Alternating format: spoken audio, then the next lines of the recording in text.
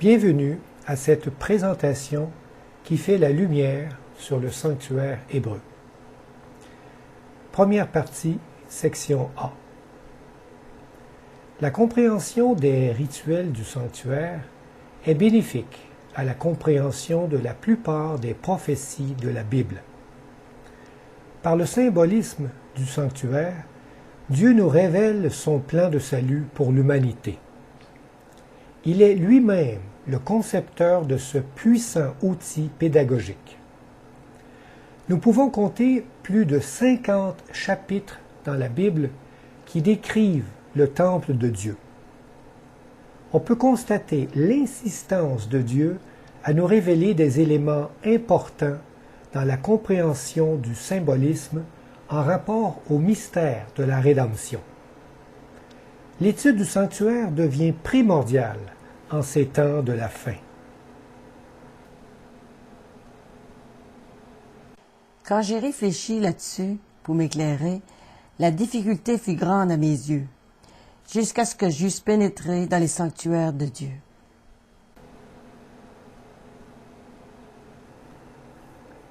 Ce cours est divisé en 3 parties.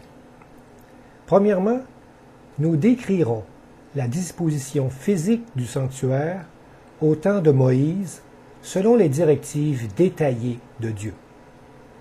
Deuxièmement, nous reprendrons chaque détail du sanctuaire pour y rapporter son symbolisme en rapport au plan du salut réalisé en Jésus-Christ. Et troisièmement, nous apporterons à chaque élément du sanctuaire son symbolisme en rapport au plan du salut que Dieu réalise en chacun de nous. À chacune de ces parties, formant les sections A et B, nous examinerons le mobilier et, en deuxième point, les services offerts. Nous amorçons donc ce cours par la description des composantes faisant partie du sanctuaire.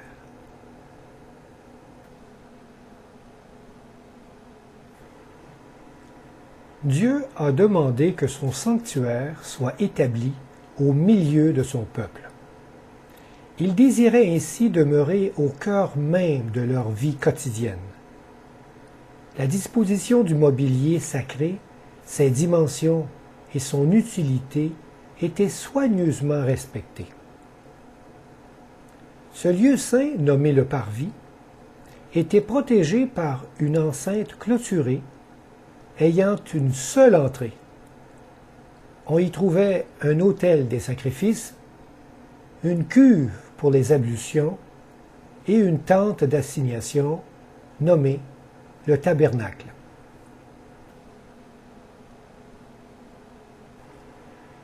Le sanctuaire fut d'abord démontable et mobile. Il devint fixe lors de la construction d'un nouveau temple par le roi Salomon à Jérusalem. Là était la demeure de Dieu parmi les hommes. Le sanctuaire comporte 2 principales parties, le parvis et la tente d'assignation.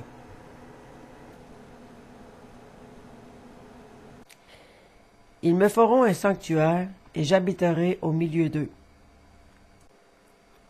Je me rencontrerai là avec les enfants d'Israël, et ce lieu sera sanctifié par ma gloire.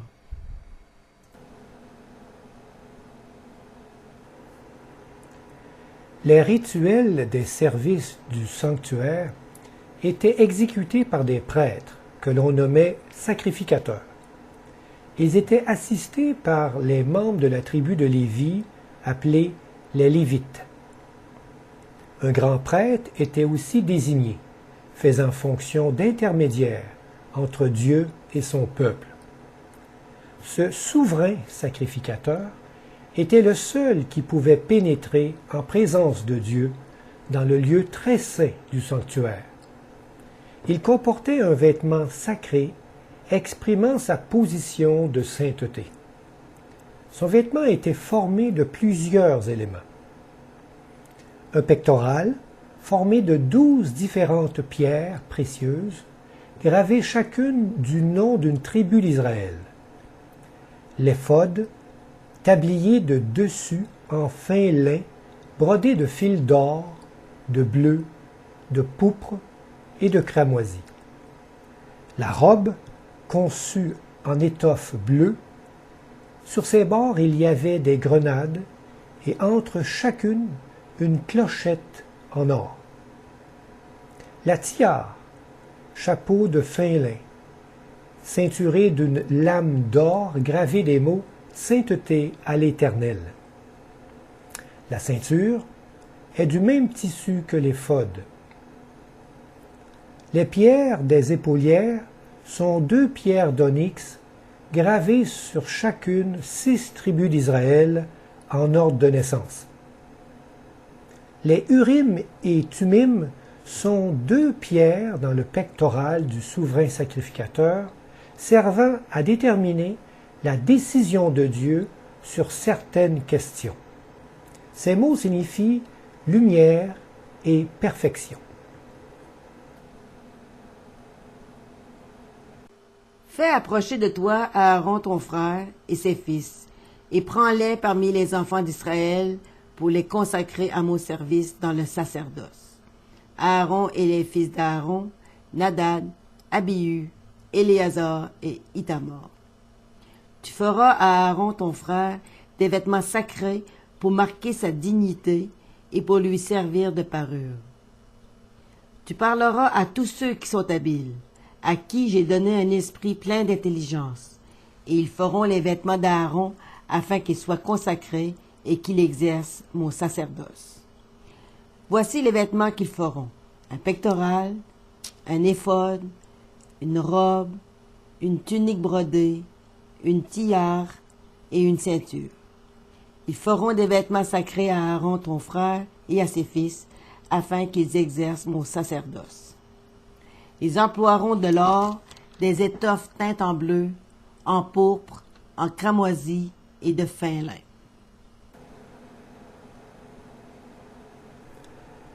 Dans le 2e livre des Chroniques, la Bible nous rapporte une histoire étonnante, soulignant la fonction sacrée et mise à part du sacrificateur, qui ne doit pas être pris à la légère. Le roi Osias, imbu de lui-même, dû à sa position élevée, entra dans le tabernacle sans y être consacré. Il reçut la désapprobation de Dieu et fut rejeté de son peuple pour le restant de sa vie. Mais lorsqu'il fut puissant, son cœur s'éleva pour le perdre. Il pécha contre l'Éternel son Dieu. Il entra dans le temple de l'Éternel pour brûler des parfums sur l'autel des parfums. Le sacrificateur Azaria entra après lui, avec 80 sacrificateurs de l'Éternel, hommes courageux, qui s'opposèrent au roi Osias et lui dirent: Tu n'as pas le droit, Osias, d'offrir des parfums à l'Éternel. Ce droit appartient aux sacrificateurs, fils d'Aaron, qui ont été consacrés pour les offrir. Sors du sanctuaire, car tu commets un péché, et cela ne tournera pas à ton honneur devant l'Éternel Dieu. La colère s'empara d'Osias, qui tenait un encensoir à la main. Et comme il s'irritait contre les sacrificateurs, la lèpre éclata sur son front, en présence des sacrificateurs, dans la maison de l'Éternel, près de l'autel des parfums. Le souverain sacrificateur Azaria et tous les sacrificateurs portèrent leurs regards sur lui. Et voici, il avait la lèpre au front. Ils le mirent précipitamment dehors, et lui-même se hâta de sortir, parce que l'Éternel l'avait frappé. Le roi Osias fut lépreux jusqu'au jour de sa mort, et il demeura dans une maison écartée comme lépreux, car il fut exclu de la maison de l'Éternel. Et Jotham, son fils, était à la tête de la maison du roi, et jugeait le peuple du pays.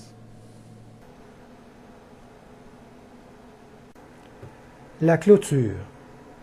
Elle est d'une hauteur de 2,5 mètres, d'une longueur de 50 mètres soutenu par 20 poteaux, et d'une largeur de 25 mètres, soutenu par 10 poteaux.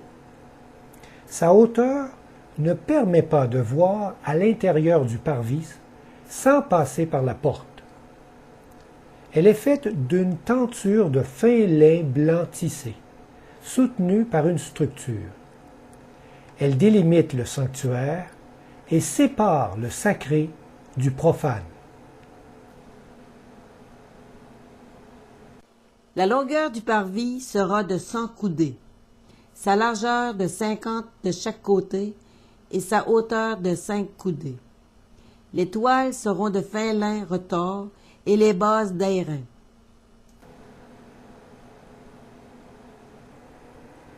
Ici, il est bon de savoir qu'une mesure de 2 coudées équivaut à près d'1 mètre.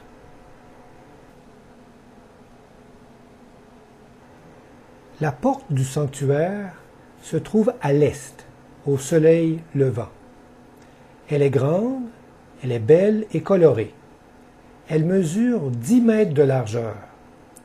Cette porte était bien gardée, et rien de souillé ou d'impur, un âne par exemple, ne pouvait entrer dans le sanctuaire. Du côté de l'Orient, sur les 50 coudées de largeur du parvis, il y aura 15 coudées de toile pour une aile, avec 3 colonnes et leurs 3 bases, et 15 coudées de toile pour la seconde aile, avec 3 colonnes et leurs 3 bases. Pour la porte du parvis, il y aura un rideau de 20 coudées, bleu, pourpre et cramoisi, et de fin lin retors, en ouvrage de broderie, avec 4 colonnes et leurs 4 bases. Le parvis est de dimension rectangulaire, délimité par une enceinte clôturée. Comme pour la clôture, il avait donc 50 mètres de long sur 25 mètres de large. Tous les sacrifices d'animaux se faisaient dans le parvis. Le peuple pouvait y entrer et voir l'exécution des offrandes. Il y avait généralement beaucoup d'activités.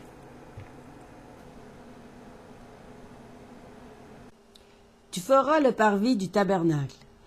Du côté du midi, il y aura, pour former le parvis, des toiles de fin lin retors, sur une longueur de 100 coudées pour ce premier côté. Du côté du nord, il y aura également des toiles sur une longueur de 100 coudées, avec 20 colonnes et leurs 20 bases d'airain. Les crochets des colonnes et leurs tringles seront d'argent. Du côté de l'Occident, il y aura pour la largeur du parvis 50 coudées de toile avec 10 colonnes et leurs 10 bases. Il dressa le parvis autour du tabernacle et de l'autel, et il mit le rideau à la porte du parvis. Ce fut ainsi que Moïse acheva l'ouvrage. L'autel des sacrifices, appelé aussi l'autel des holocaustes, était carré. Il mesurait 2,5 mètres de large et de long, avec 1,5 mètre de haut. À mi-hauteur de cet autel, il y avait une grille sous laquelle le feu brûlait. C'est là que l'on offrait les sacrifices pour le pardon des péchés. La victime brûlée sur l'autel était en général un agneau. Cet autel, construit en bois d'acacia, était recouvert d'airain et possédait une corne sur chaque côté. Tu feras l'autel de bois d'acacia. Sa longueur sera de 5 coudées et sa largeur de 5 coudées. L'autel sera carré et sa hauteur sera de 3 coudées. Tu feras, aux 4 coins, des cornes qui sortiront de l'autel, et tu le couvriras d'airain. La cuve d'airain n'avait pas de dimension prédéfinie. Elle était simplement placée entre l'autel des sacrifices et la tente d'assignation. Elle était remplie d'eau et servait aux ablutions. Les prêtres se lavaient les pieds et les mains avant d'entrer dans la tente d'assignation pour y officier et avant d'offrir un sacrifice à l'Éternel. Cette eau était un don de Dieu qu'il avait lui-même fait couler d'un rocher. Tu feras une cuve d'airain avec sa base d'airain pour les ablutions. Tu la placeras entre la tente d'assignation et l'autel, et tu y mettras de l'eau, avec laquelle Aaron et ses fils se laveront les mains et les pieds. Lorsqu'ils entreront dans la tente d'assignation, ils se laveront avec cette eau, afin qu'ils ne meurent point. Et aussi, lorsqu'ils s'approcheront de l'autel pour faire le service et pour offrir des sacrifices à l'Éternel. Voici, je me tiendrai devant toi sur le rocher d'Horeb. Tu frapperas le rocher, et il en sortira de l'eau, et le peuple boira. Et Moïse fit ainsi, aux yeux des anciens d'Israël. La tente d'assignation, appelée aussi le tabernacle, avait une dimension de 15 mètres de long, 5 mètres de large et 5 mètres de haut. Elle était construite de planches recouvertes d'or pur, solidement assemblées, reposant sur des socles d'argent. Elle ne comportait aucune fenêtre. Il était donc impossible de voir à l'intérieur. Seul un sacrificateur pouvait y entrer. Ce bâtiment comportait 2 appartements, nommés le lieu saint et le lieu très saint. Tu feras des planches pour le tabernacle. Elles seront de bois d'acacia placées debout. La longueur d'une planche sera de 10 coudées, et la largeur d'une planche sera d'1 coudée et demie. Tu feras 20 planches pour le tabernacle du côté du midi. Tu mettras 40 bases d'argent sous les 20 planches, 2 bases sous chaque planche pour ces 2 tonneaux. Tu couvriras d'or les planches, et tu feras d'or leurs anneaux qui recevront les bords, et tu couvriras d'or les bords. Les couvertures étaient formées de 4 tapis superposés recouvrant le tabernacle. Les tapis étaient tissés en lisière que l'on assemblait par des agrafes. Il y avait premièrement le tapis intérieur de fin lin très coloré représentant des chérubins. Par-dessus, un tapis blanc en poil de chèvre. Troisièmement, un tapis en peau de bélier teinte en rouge. Et recouvrant le tout, un tapis extérieur très résistant en peau de dauphin.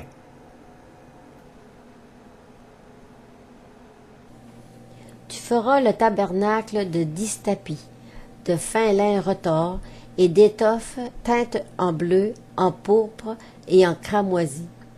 Tu y représenteras des chérubins artistement travaillés.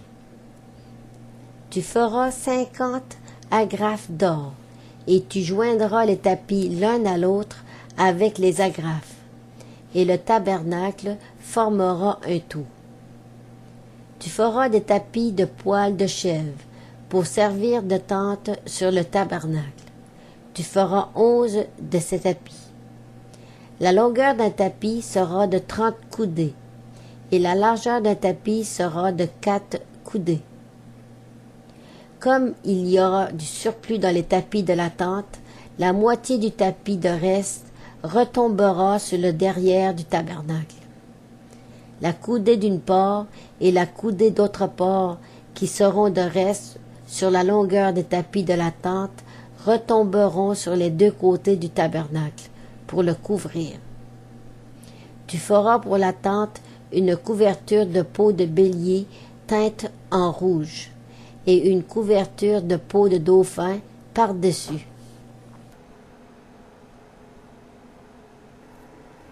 Le lieu saint est le premier appartement de la tente d'assignation. Son entrée est fermée par un rideau et un second rideau le sépare du lieu très saint. Il mesure 10 mètres de long sur 5 mètres de large. À l'intérieur, les murs et tous les ustensiles sont recouverts d'or pur, reflétant la lumière projetée par un chandelier. Seulement 3 meubles y sont présents. Un chandelier à 7 branches, une table pour les pains de proposition et un autel pour les parfums. Un tabernacle fut en effet construit.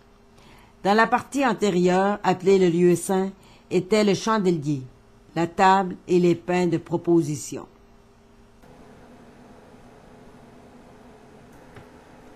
Le chandelier à 7 branches est forgé d'une seule pièce de 60 kg d'or pur. 6 branches sortent de lui et servent à soutenir 7 lampes qui brûlaient nuit et jour. 22 fleurs d'amandier, pommes et fleurs ornent le tout.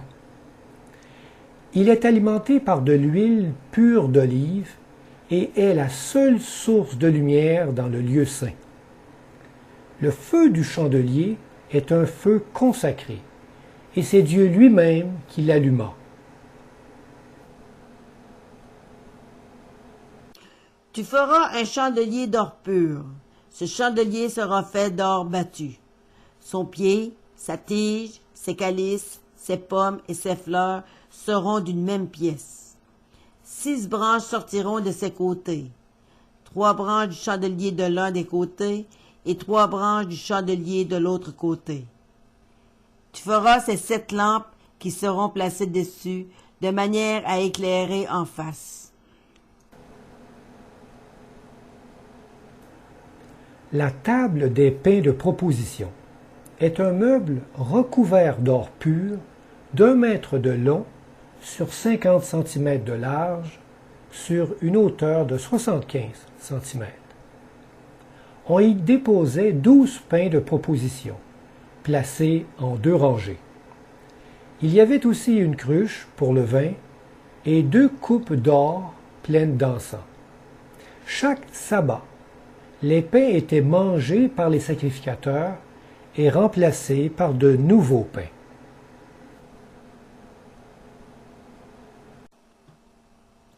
Tu feras une table de bois d'acacia. Sa longueur sera de 2 coudées, sa largeur d'1 coudée et sa hauteur d'1 coudée et demie. Tu la couvriras d'or pur, et tu y feras une bordure d'or tout autour. Tu y feras alentour un rebord de 4 doigts, sur lequel tu mettras une bordure d'or tout autour.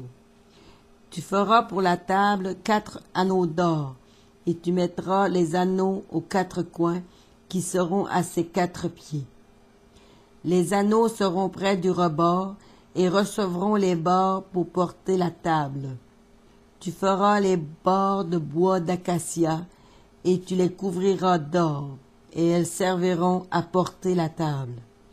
Tu feras ses plats, ses coupes, ses calices et ses tasses pour servir aux libations. Tu les feras d'or pur. Tu mettras sur la table les pains de proposition continuellement devant ma face.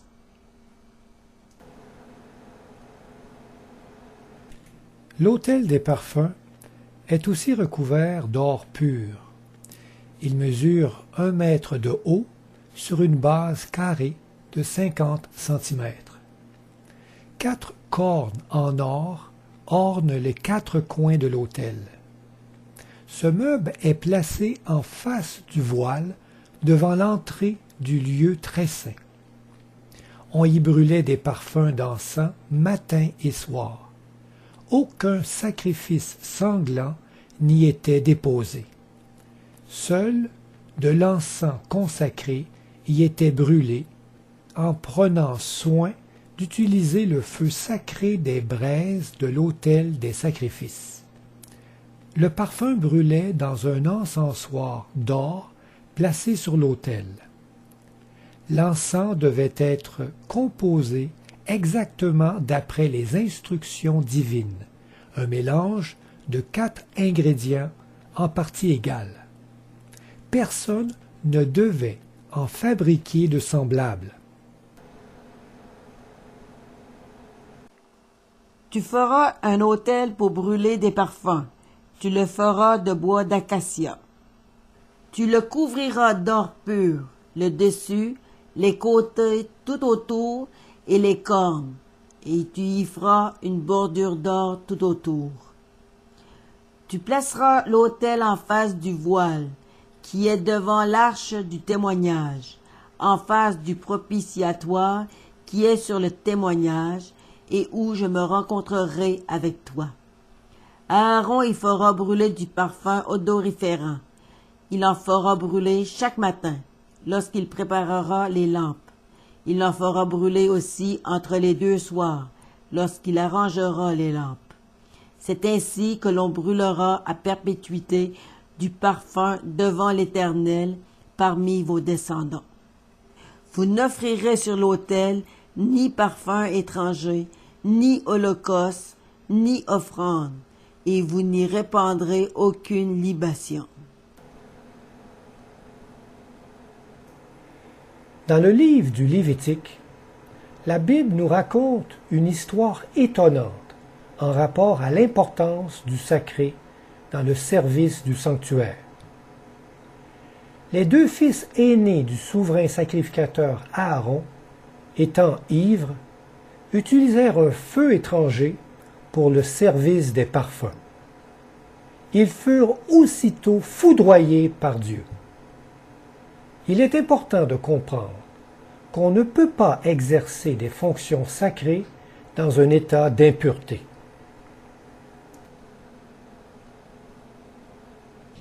Les fils d'Aaron, Nadab et Abihu, prirent chacun un brasier.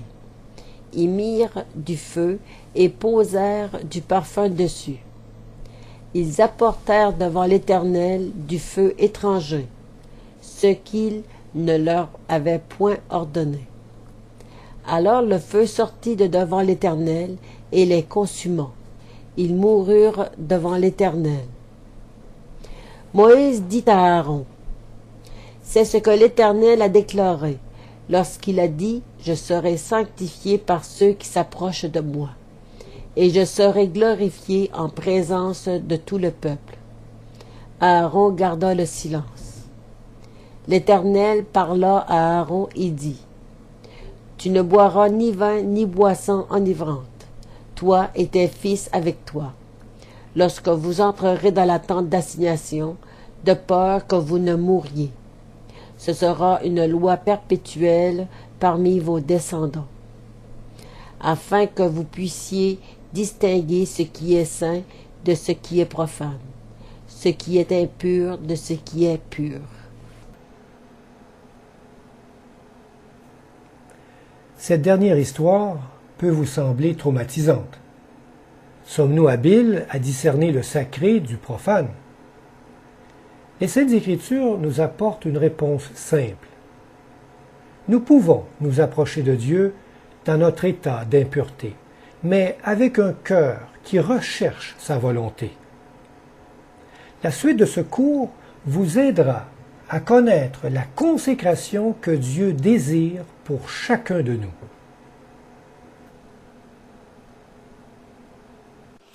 L'Éternel, notre Dieu, nous a frappés, car nous ne l'avons pas cherché selon la loi. Sonde-moi, ô Dieu, et connais mon cœur. Éprouve-moi et connais mes pensées. Regarde si je suis sur une mauvaise voie, et conduis-moi sur la voie de l'éternité. Ne vous conformez pas au siècle présent, mais soyez transformés par le renouvellement de l'intelligence, afin que vous discerniez quelle est la volonté de Dieu, ce qui est bon, agréable et parfait. Le voile intérieur, d'une dimension de 5 mètres carrés, est soutenu par 4 piliers. Il est coloré de bleu, de pourpre et de cramoisi, artistement travaillé pour y représenter des chérubins. Ce rideau sert à voiler le lieu très saint. En soulevant ce voile, le souverain sacrificateur pouvait accéder au second appartement.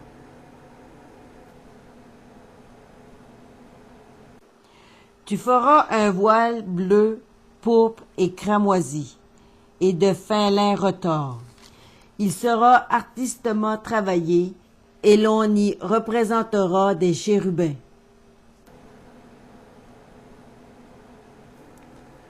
Le lieu très saint est de dimension cubique égale de 5 mètres carrés. Il forme la deuxième partie de la tente d'assignation, dont l'entrée est ornée d'un magnifique rideau de fin lin coloré de chérubins. Une fois par année, au jour des expiations, le souverain sacrificateur, vêtu de fin lin blanc, y entrait seul pour accomplir le service de purification. Il y entrait avec le sang de l'expiation dans la coupe des sacrifices, enveloppé lui-même d'un nuage d'encens s'élevant de son ascensoir. Un seul meuble y était présent, l'Arche de l'Alliance.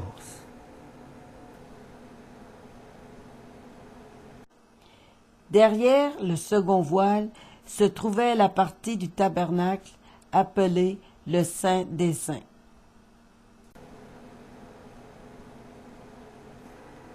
L'Arche de l'Alliance est un coffre mesurant 1,25 m de long sur 75 cm de large et de haut. Il est construit en bois d'acacia, recouvert d'or en dedans et au dehors, ainsi que d'un couvercle en or massif nommé le propitiatoire. 2 chérubins aux ailes déployées étaient sculptés à même le propitiatoire. Il était donc composé de 2 parties, son coffre et son propitiatoire. Ils feront une arche de bois d'acacia. Sa longueur sera de 2 coudées et demie, sa largeur d'1 coudée et demie, et sa hauteur d'1 coudée et demie. Tu la couvriras d'or pur, tu la couvriras en dedans et en dehors, et tu y feras une bordure d'or tout autour. Tu mettras dans l'arche le témoignage que je te donnerai.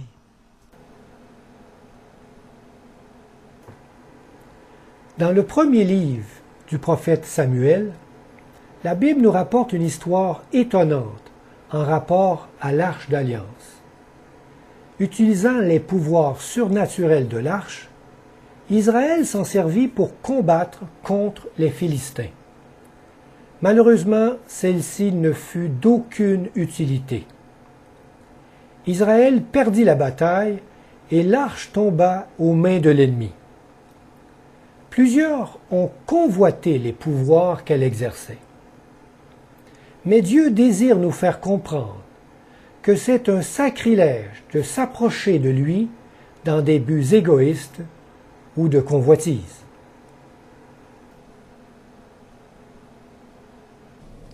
Les Philistins prirent l'arche de Dieu et ils la transportèrent d'Ébenézer à Asdod. Après s'être emparés de l'arche de Dieu, les Philistins la firent entrer dans la maison de Dagon et la placèrent à côté de Dagon. Le lendemain, les Astodiens, qui s'étaient levés de beau matin, trouvèrent Dagon étendu la face contre terre, devant l'arche de l'Éternel. Ils prirent Dagon et le remirent à sa place. Le lendemain encore, s'étant levés de beau matin, ils trouvèrent Dagon étendu la face contre terre, devant l'arche de l'Éternel. La tête de Dagon et ses 2 mains étaient abattues sur le seuil, et il ne lui restait que le tronc. La main de l'Éternel s'apaisantit sur les Asdodiens, et il mit la désolation parmi eux. Il les frappa d'hémorroïdes à Asdod et dans son territoire. Les gens qui ne mouraient pas étaient frappés d'hémorroïdes, et les cris de la ville montaient jusqu'au ciel. L'arche de l'Éternel fut 7 mois dans le pays des Philistins. Et les Philistins appelèrent les prêtres et les devins, et ils dirent, « Que ferons-nous de l'arche de l'Éternel? Fais-nous connaître de quelle manière nous devons la renvoyer en son lieu. » L'Éternel frappa les gens de Beth-Shemesh lorsqu'ils regardèrent dans l'arche de l'Éternel. Il frappa 70 hommes parmi le peuple, et le peuple fut dans la désolation, parce que l'Éternel l'avait frappé d'une grande plaie.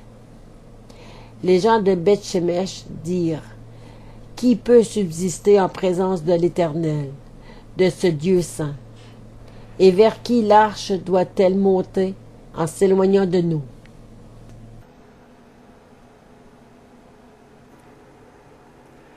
Une autre histoire étonnante de la Bible est relatée dans le 2e livre du prophète Samuel. Le roi David désirait construire un temple à l'Éternel. Il organisa donc le transport de l'Arche d'Alliance vers Jérusalem. En chemin, un homme de main se saisit de l'arche pour l'empêcher de basculer, et il fut foudroyé sur place. David fut attristé de cet événement et chercha à connaître la volonté de Dieu. Il apprit que seuls les prêtres étaient autorisés à transporter l'arche sacrée. Par ce fait, Dieu désire nous faire comprendre l'importance de s'approcher de lui dans le respect de ses lois.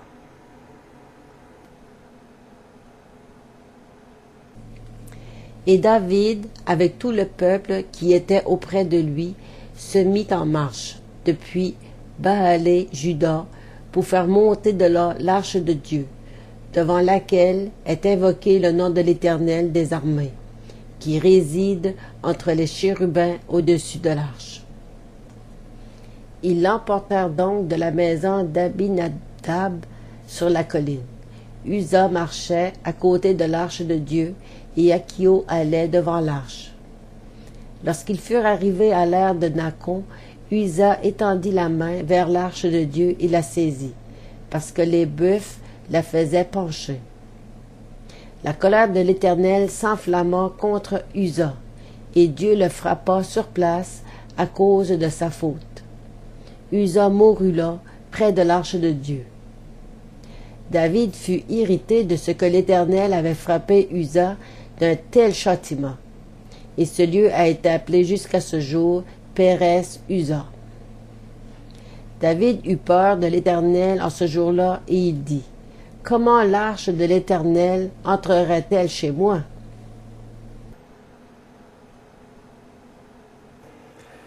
Maintenant, revenons au coffre de l'Arche d'Alliance. Ce coffre servait à conserver le témoignage de Dieu. On y trouvait les 2 tables de pierre de la loi offertes au mont Sinaï, une cruche en or contenant de la manne et la verge d'Aaron qui avait fleuri. Chacun de ces éléments possède sa propre histoire, témoignant de la compassion de Dieu pour son peuple. Après le second voile, un tabernacle, qui est appelé Saint des Saints, ayant l'encensoir d'or et l'arche de l'Alliance, entièrement couverte d'or tout autour, dans laquelle était la cruche d'or, qui renfermait la manne, et la verge d'Aaron, qui avait bourgeonné, et les tables de l'Alliance. Dans le livre du Deutéronome, la Bible nous rapporte une histoire étonnante en rapport aux 2 tables de pierre de la loi. Dieu donna à Moïse les 10 commandements, écrits de sa propre main sur 2 tables de pierre. Et il demanda à Moïse de les conserver dans le coffre de l'Arche d'Alliance. Par ce fait, Dieu désire que son peuple comprenne l'importance de conserver sa loi à jamais. Ces 10 paroles expriment encore aujourd'hui sa volonté pour nous tous.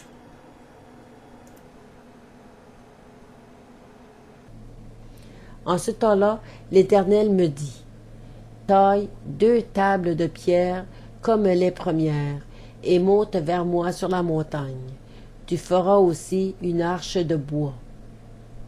J'écrirai sur ces tables les paroles qui étaient sur les premières tables que tu as brisées, et tu les mettras dans l'arche.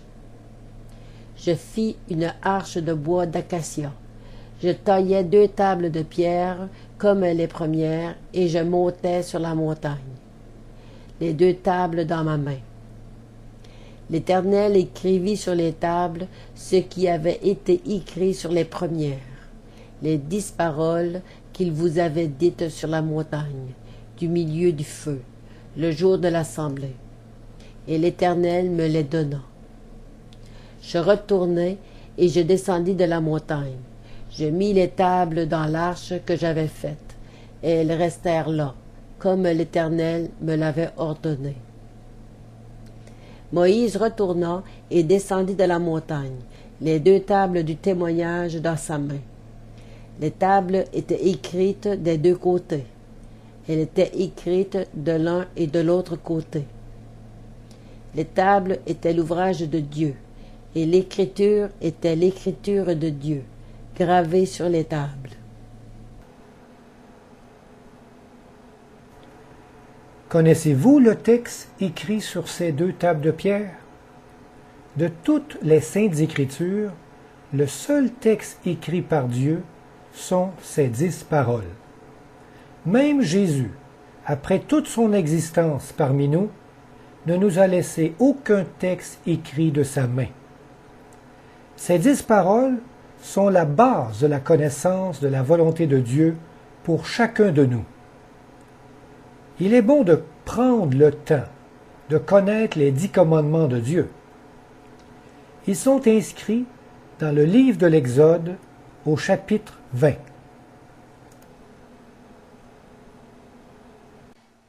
Alors Dieu prononça toutes ces paroles en disant, 1. Je suis l'Éternel ton Dieu qui t'a fait sortir du pays d'Égypte, de la maison de servitude. Tu n'auras pas d'autre Dieu devant ma face. 2.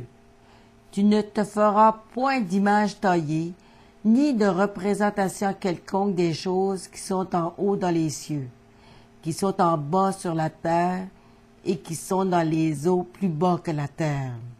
Tu ne te prosterneras point devant elles, et tu ne les serviras point, car moi, l'Éternel, ton Dieu, je suis un Dieu jaloux, qui punit l'iniquité des pères sur les enfants, jusqu'à la 3e et à la 4e génération de ceux qui me haïssent, et qui fait miséricorde jusqu'à 1000 générations à ceux qui m'aiment et qui gardent mes commandements. 3.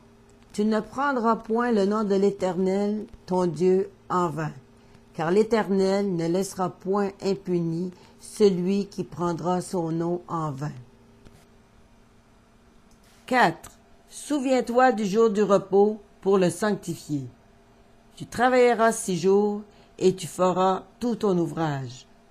Mais le 7e jour est le jour du repos de l'Éternel, ton Dieu. Tu ne feras aucun ouvrage, ni toi, ni ton fils, ni ta fille, ni ton serviteur, ni ta servante, ni ton bétail, ni l'étranger qui est dans tes portes. Car en 6 jours, l'Éternel a fait les cieux, la terre et la mer, et tout ce qui est contenu, et il s'est reposé le 7e jour. C'est pourquoi l'Éternel a béni le jour du repos et l'a sanctifié. 5. Honore ton père et ta mère, afin que tes jours se prolongent dans le pays que l'Éternel ton Dieu te donne. 6. Tu ne tueras point. 7. Tu ne commettras point d'adultère. 8. Tu ne déroberas point. 9. Tu ne porteras point de faux témoignages contre ton prochain. 10. Tu ne convoiteras point la maison de ton prochain. Tu ne convoiteras point la femme de ton prochain, ni son serviteur, ni sa servante, ni son bœuf, ni son âne, ni aucune chose qui appartienne à ton prochain. Tout le peuple entendait les coups de tonnerre et le son de la trompette. Il voyait les flammes de la montagne fumante. À ce spectacle, le peuple tremblait et se tenait dans l'éloignement.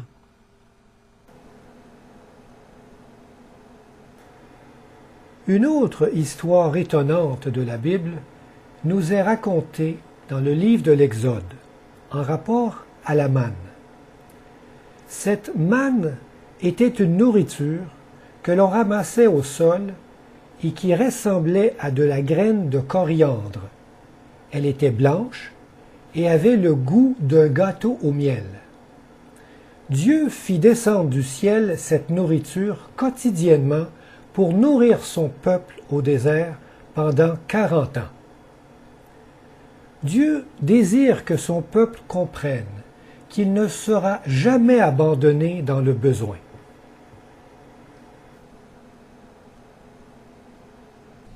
L'Éternel dit à Moïse, « Voici, je ferai pleuvoir pour vous du pain, du haut des cieux.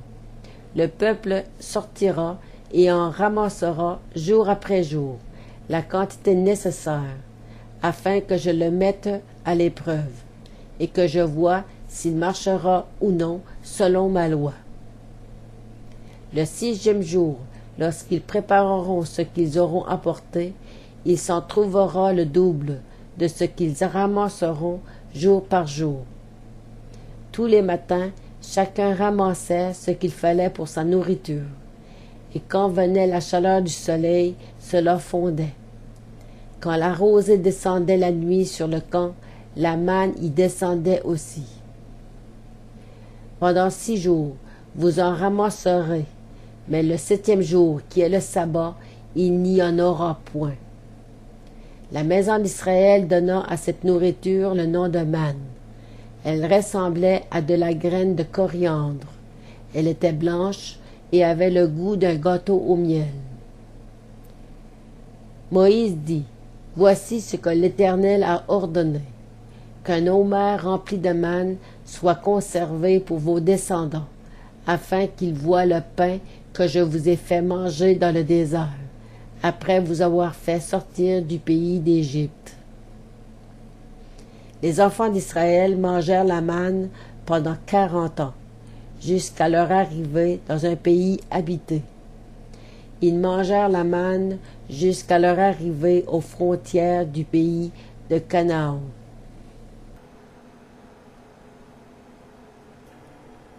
Une dernière histoire étonnante de la Bible nous est racontée dans le livre des Nombres, en rapport à la verge fleurie d'Aaron.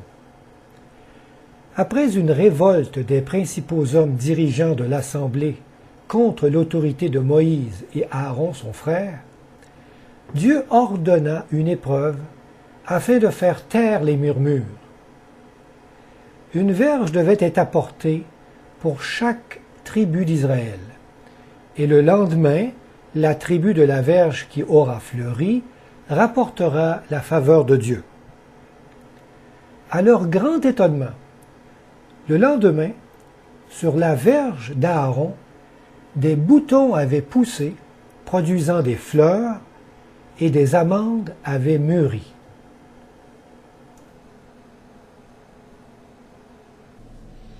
Prends une verge selon les maisons de leurs pères, soit 12 verges de la part de tous leurs princes selon les maisons de leurs pères.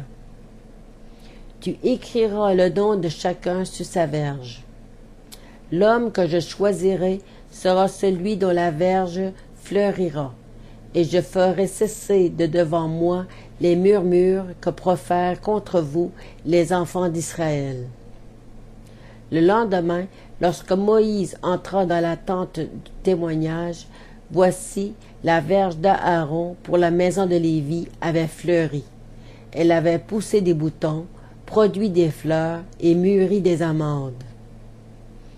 L'Éternel dit à Moïse, « Reporte la verge d'Aaron devant le témoignage, pour être conservée comme un signe pour les enfants de rébellion, afin que tu fasses cesser de devant moi leur murmure, et qu'ils ne meurent point.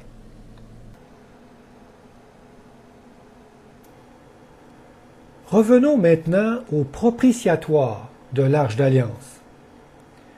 Celui-ci servait de couvercle à l'arche.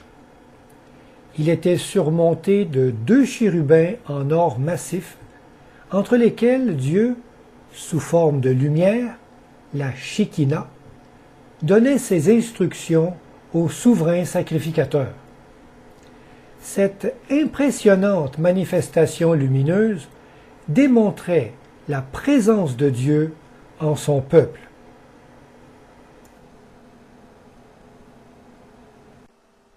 Tu feras un propitiatoire d'or pur. Sa longueur sera de 2 coudées et demie, et sa largeur d'1 coudée et demie. Tu feras 2 chérubins d'or, tu les feras d'or battu, aux 2 extrémités du propitiatoire. Tu mettras le propitiatoire sur l'arche, et tu mettras dans l'arche le témoignage que je te donnerai.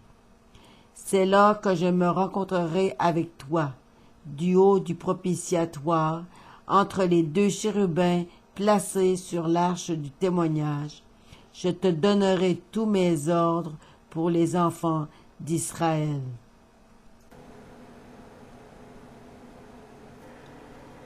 Une nuée manifeste guidait et protégeait le peuple jour et nuit.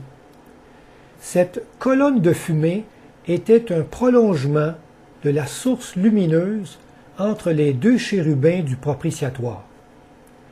Elle représentait pour les nations environnantes la faveur de Dieu pour son peuple. Cette nuée protégeait Israël du soleil brûlant durant le jour, et elle devenait un feu qui éclairait et réchauffait le camp durant la nuit. Lorsque la nuée se levait de dessus de la tente d'assignation, le sanctuaire devait être démonté et emballé. Alors, tout le peuple se levait et se préparait pour le départ. Il se mettait en marche dans la direction où se dirigeait la nuée. Le peuple campait à l'endroit où la nuée s'immobilisait.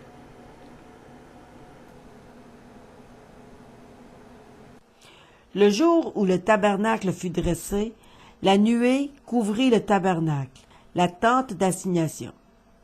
Et, depuis le soir jusqu'au matin, elle eut sur le tabernacle l'apparence d'un feu.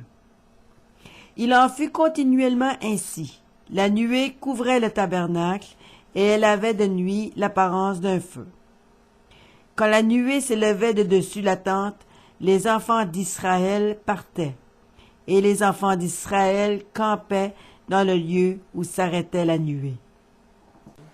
Lorsque Moïse entrait dans la tente d'assignation pour parler à l'Éternel, il entendait la voix qui lui parlait du haut du propitiatoire, placé sur l'arche du témoignage entre les 2 chérubins. Et il parlait avec l'Éternel. Et ils le diront aux habitants de ce pays. Ils savaient que toi, l'Éternel, tu es au milieu de ce peuple, que tu apparais visiblement, toi, l'Éternel, que ta nuée se tient sur lui, que tu marches devant lui le jour dans une colonne de nuée, et la nuit dans une colonne de feu. Pour terminer, afin de bien assimiler tous ces composants, nous vous présentons 2 magnifiques petits vidéos vous rappelant la composition et la disposition exacte de tous ces éléments.